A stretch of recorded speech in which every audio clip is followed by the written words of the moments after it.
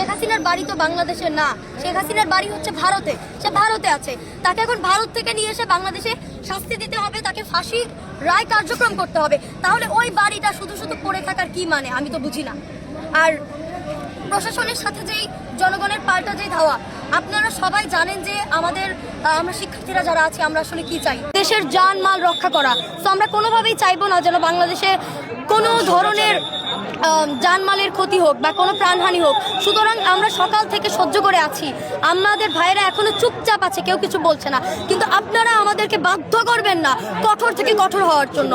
আমরা 2024 সালের আন্দোলনে 5ই আগস্টের পরে ছাত্র জনতা, কৃষক, শ্রমিক, রিক্সাওয়ালা প্রত্যেকে শেখ হাসিনাকে লাল কার্ড দেখিয়ে দিয়েছে, প্রত্যেকে শেখ হাসিনাকে লাল কার্ড দেখিয়ে দিয়েছে। সুতরাং যাবো না।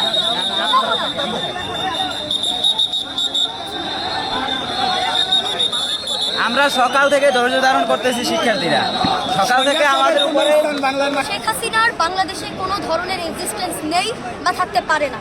কারণ শেখ হাসিনা আপনারা সবাই জানেন, আমার আর নতুন করে বলার কিছু নাই। তাহলে আমার ইন্টারিমের কাছে একটা ছোট্ট প্রশ্ন, আমি কিছুক্ষণ আগে দেখলাম যে ডক্টর ইউনূস বলেছে যে আমরা যেন এই রায় পেয়ে খুশি থাকি এবং আমরা বাসায় ফেরত যাই। এটা কি ধরনের কথা?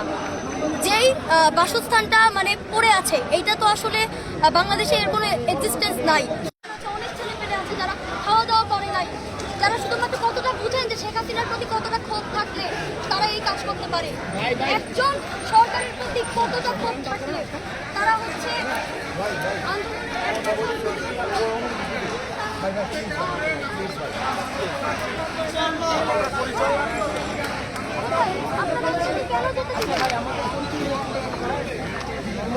উনার বাসস্থান হচ্ছে জেলের মধ্যে, উনার রায় হয়ে গেছে, তাহলে এ বাড়ি রাখার তো কোনো দরকার নাই।